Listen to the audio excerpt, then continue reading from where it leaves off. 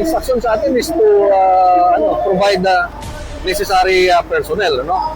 Especially like dito sa ongoing rally, kailangan may mga pulis tayo, and also para hindi ma-obstruct ang traffic. And siyempre, ang pinaka-importante dyan is yung public safety. Pero our regional director and our chief info at maging mahinahon lang, no?